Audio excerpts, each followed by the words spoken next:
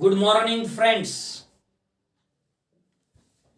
आज आपण डिफरन्शियल कॅल्क्युलसच्या तिसऱ्या युनिटला सुरू करणार आहे आणि आजपासून कशा पद्धतीचे ऑब्जेक्टिव्ह टाइप क्वेश्चन विचारले जातील परीक्षेमध्ये याचाही विचार करणार आहे. तर मित्र हो, आपला लेक्चर नंबर हा 43वा आहे आणि युनिट 3चं टायटल आहे मीन व्हॅल्यू थेरम. चॅप्टरचं नाव आहे आणि त्याच्यात आर्टिकल 8.1 जे की रोलीज थेरम आहे. काय आहे स्टेटमेंट रोलीज थेरमचं? If a function f is number 1 continuous in a closed interval ab, number 2 derivable in the open interval ab, and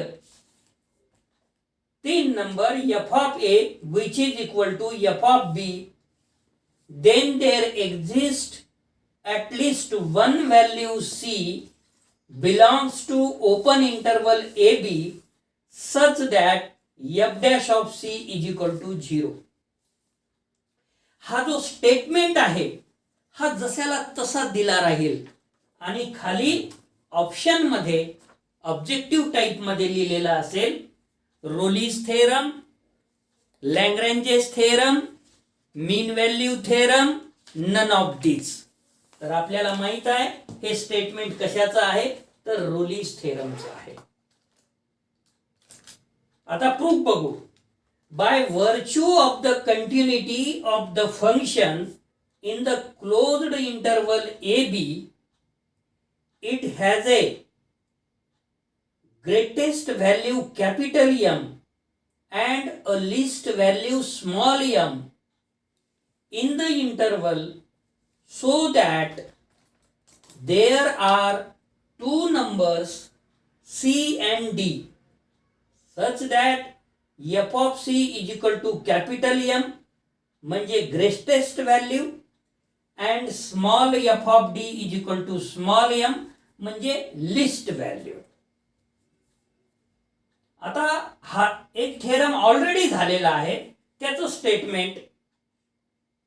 because if f is continuous in a closed interval ab, then there exist point c and d in the interval closed interval ab where f is assumed to be its greatest and least values capital M and small m, that is f of c is equal to capital M and f of d is equal to small m. तर मग हा जर विचारायचा असेल याच्यावर जर आपल्याला objective type विचारायचा असेल तर if f is continuous in a fill in the blanks इथपर्यंत, then there exist point c and d in the interval ab where f is assumed to be its greatest and least values capital M and small m, that is f of c is equal to capital M and f of d is equal to small m. खाली option मध्ये असेल open interval A B, closed interval A B, half open half closed interval A B and none of this. मग आपल्याला त्याचं उत्तर माहित आहे closed interval A बी. अशा पद्धतीचे प्रश्न तुम्हाला ऑब्जेक्टिव्ह टाइप मध्ये येऊ शकतात. आता हा रिझल्ट आधीच प्रूव्ह झालेला आहे, केलेला आहे, त्यामुळे आपण इथं स्टेटमेंट घेतलेलं आहे की हे कसं घेतलं हे तुम्हाला जर थेरॉटिकल पेपर असेल तर लिहायची गरज नाही. जे की तुम्ही इथून सुरुवात केलं इथपर्यंत आणि हे जे बिकॉज ब्रॅकेटेड व्हॅल्यू मी लिहिलेली आहे हे फक्त तुम्हाला समजण्यासाठी मी लिहित असतो. हे परीक्षेमध्ये लिहायची काही आवश्यकता नाही. पण आता तर ऑब्जेक्टिव्ह टाइप आहे त्यामुळे आपल्याला थेरमचे मेन स्टेटमेंट्स, डेफिनेशन्स बघावं लागणार आहे. आता आपण बघू, now either capital M is equal to small m number 1 किंवा capital M is not equal to small m number 2.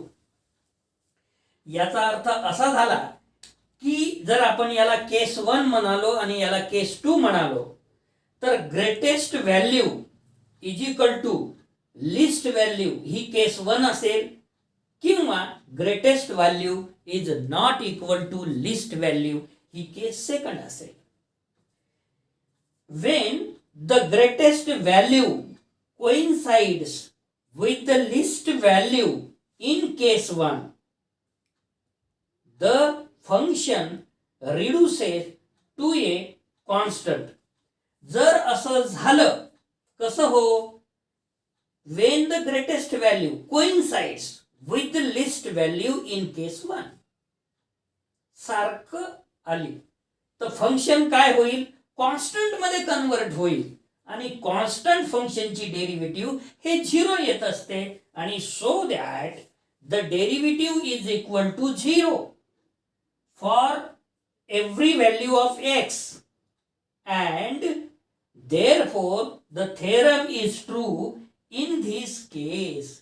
काय आलेलं आहे, derivative f dash of C is equal to 0.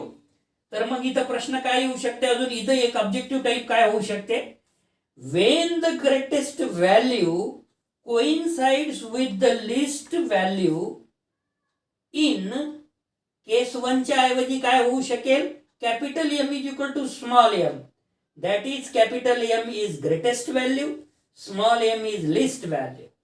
Then the function reduces to a, fill in the blanks, so that the derivative is equal to 0 for every value of x.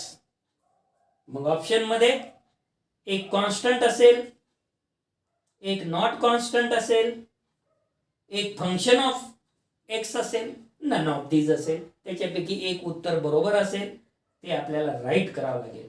अशा पद्धतीनं केस 1 चा आपण बघितलं.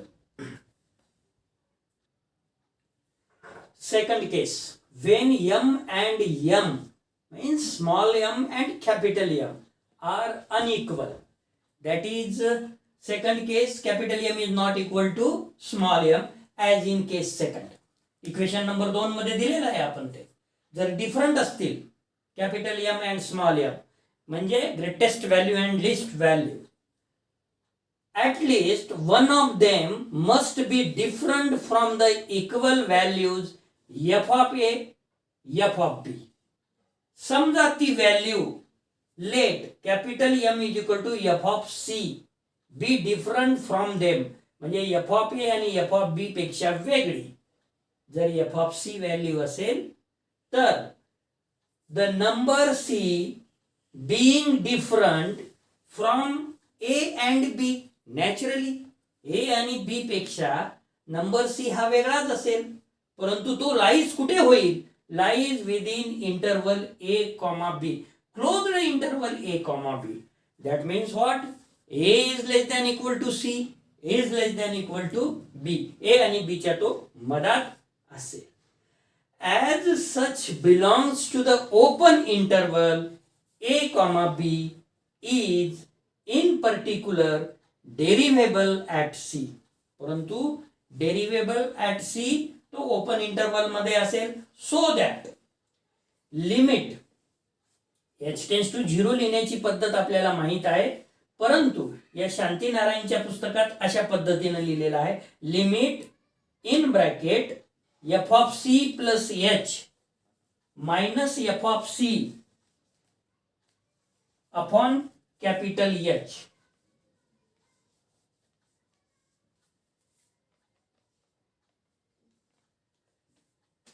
when h tends to 0, यालाच आपण असं लिहू शकतो, लिमिट h tends to 0 in bracket F of C plus H minus F of C whole divided by H असंही लिहू शकतो. आणि तुम्हाला आठवलं असेल हे फॉर्म्युला बघितल्यानंतर आपण 12th स्टँडर्ड मध्ये सेम फॉर्म्युला डेरिव्हेटिव्हच्या पहिल्याच आर्टिकल मध्ये सुरुवातच शिकलेलो आहे, ज्याचं नाव आहे first principle. f dash of x which is equal to limit s tends to 0 f of x plus h minus f of x divided by h.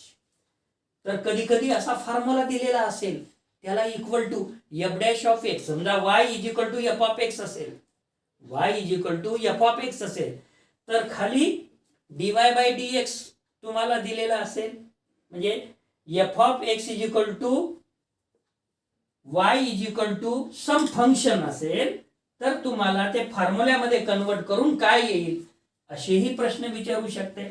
समजा तो फॉर्म्युला फर्स्ट प्रिन्सिपलचा असा असेल, limit S tends to 0 F of C plus H minus F of C upon H असेल, तर option मध्ये काय असेल, एफ डॅश ऑफ सी असेल. ऑप्शन मध्ये काय असेल, dy by dx at x is equal to C असेल, बोथ ए अँड बी असेल, नन ऑफ दीज असेल. तर पहिला बी उत्तर त्याचं एफ डॅश ऑफ सी बरोबर आहे, दुसरं बी उत्तर त्याचं dy by dx at x is equal to C बरोबर आहे, आणि तिसरं बोथ ए अँड बी हे उत्तर आपल्याला लिहावं लागेल. जर ए बरोबर आहे आणि बी बरोबर आहे आणि सी मध्ये जर बोथ ए अँड बी म्हणालो तर आपल्याला सी उत्तर लिहावं लागेल. तर हेच आपल्याला लक्षात ठेवायचं आहे. मग काय, so that limit in bracket F of C plus H minus F of C divided by H when s tends to 0 exists and is the same when s tends to 0 through positive values. Also, f of c is the greatest value of the function.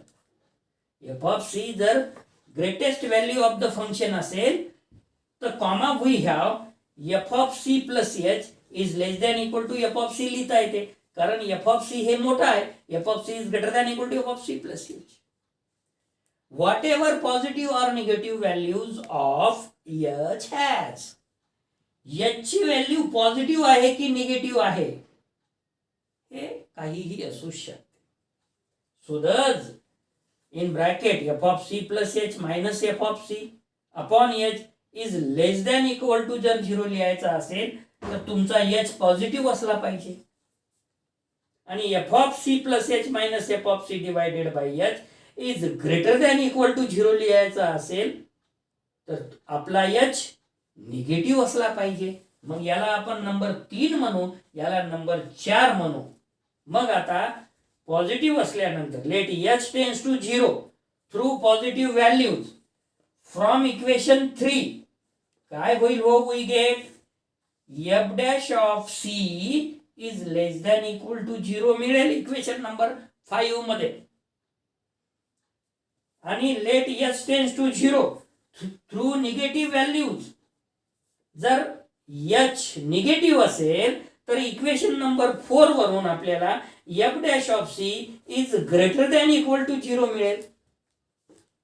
आणि 5चा आणि 6चा जर विचार केला या दोन्ही इनइक्वॅलिटीचा, तर एक आहे F dash of C is less than equal to 0, एक आहे F dash of C is greater than equal to 0. That means what, the relations 5 and 6 will both be true if and only if f dash of c is equal to 0, जे की आपल्याला थेरमचा result दाखवायचा होता.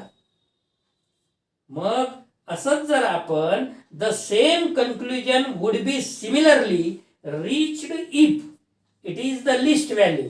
आता हे greatest value साठी घेतलं आपण इथे, हे कशासाठी रिझल्ट प्रूव्ह केला आपण, m is equal to F of c, m म्हणजे ग्रेटेस्ट व्हॅल्यू डिनोट केलं आहे त्याच्यासाठी. हीच गोष्ट आपण the same conclusion would be similarly reached if it is the least value which differs from F of A and F of b जर केलं तर हा सुद्धा रिझल्ट आपण मग प्रूव्ह करू शकतो. म्हणजे या वेळेस आपण इथून जर गेलो स्मॉल एम घेऊन इथपर्यंत, परंतु डिटेल मध्ये घेतल्यामुळे आपण डायरेक्ट इथं असं जरी लिहून टाकलं की similarly the same conclusion would be reached if it is the least value which differs from F of A and F of B, hence theorem is proved किंवा हेन्स द थेरम. तर मित्र हो, आज आपण थेरम जसा explain केला, या थेरमवर येणारे ऑब्जेक्टिव्ह प्रश्न कसे असू शकतात हे आपण आपल्याला सांगितलं. तर अशाच पद्धतीनं जर थेरम करत असताना एवढ्या गोष्टी जर तुम्ही लक्षात ठेवलं तर पूर्ण थेरम या वर्षीपुरता आपल्याला लक्षात ठेवायची गरज नाही, कारण की ऑब्जेक्टिव्ह टाईप न परीक्षा होणार आहे. तर मी इथंच थांबतो. धन्यवाद.